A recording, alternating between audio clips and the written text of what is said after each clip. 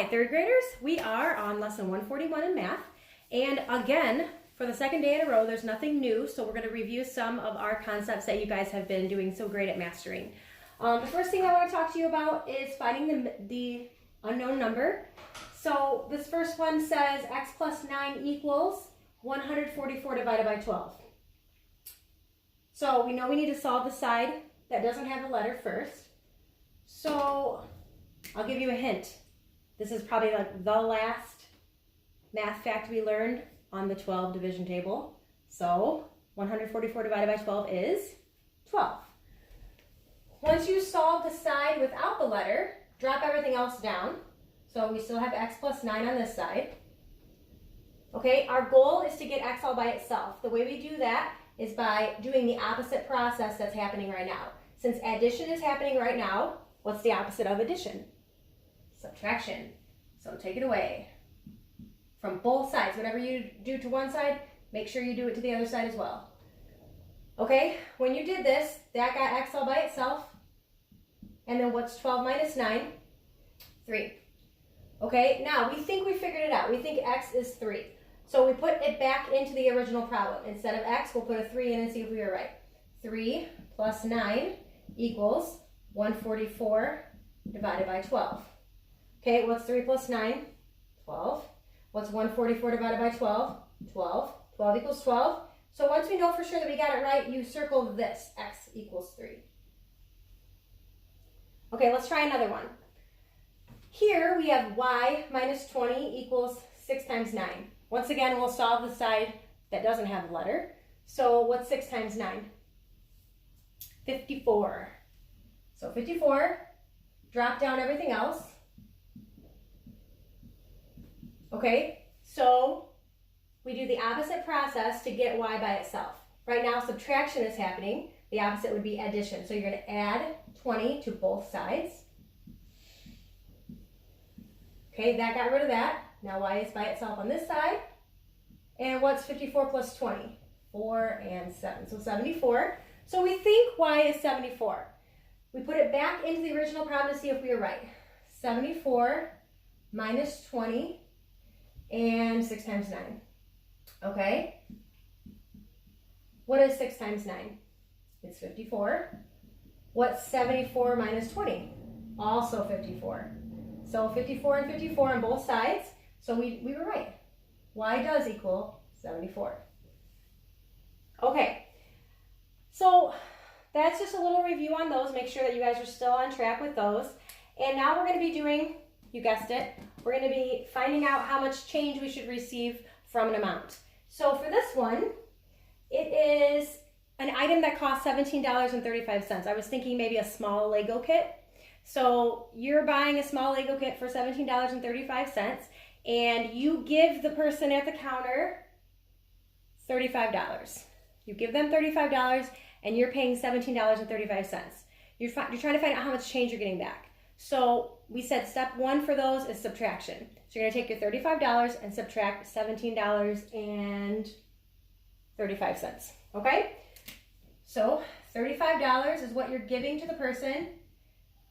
$17.35 is the price of the Lego kit. Okay, we're going to borrow. So here, this becomes a 4, and this becomes a 10. This becomes a 9, and this becomes a 10. 10 minus 5 is 5.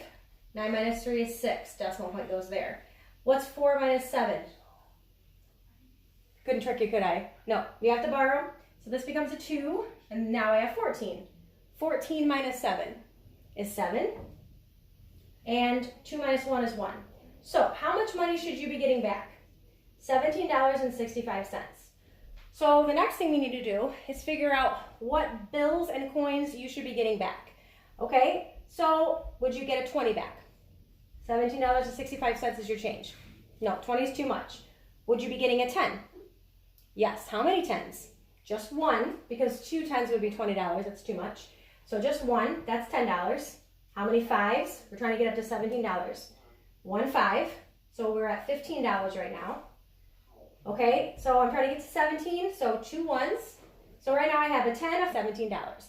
To get my change, 65 cents. How many quarters can I have? 2, 50 cents. How many dimes? just 1. That brings me up to 60 cents. 1 nickel brings me up to 65. That's exactly what I needed, so no pennies. No pennies and no 20s. Okay, there's one other thing I want to do with you, and it's actually on your worksheet. So if you don't have your worksheet with you, pause this and go grab it. Lesson 141, flip to the back side. There's the part that talks about writing the numbers that your teacher says, and I want to do that with you now. Grab mine.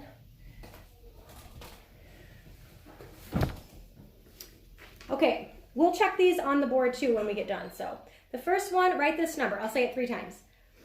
360,295. 360,295. One last time, 360,295. That's letter A on the back. Okay, letter B. 1,529,378. Again, it's 1,529,378. And here it is again. 1,529,378. And then letter C is 42,003. 42,003. One more time, 42,003. Okay, so if you have all those written, let's check and see how you did. I will need to make some room. All right, letter A. I asked for 360,295. Remember, where you hear the word, like 1,000 or 100, whatever, thousands or millions, I guess I should say, that's where your comma goes. So 360,295. Okay, next, I said 1 million, see how I put the comma right there? 1,529,378. That's how that one should look. And then the last one was 42,003. But we know we have to have 3 spots over here. So the 3 goes here, and we hold open the hundreds place and the tens place. So it's 42,003. All right. That is that. And now you are free to work on your worksheet. Good luck.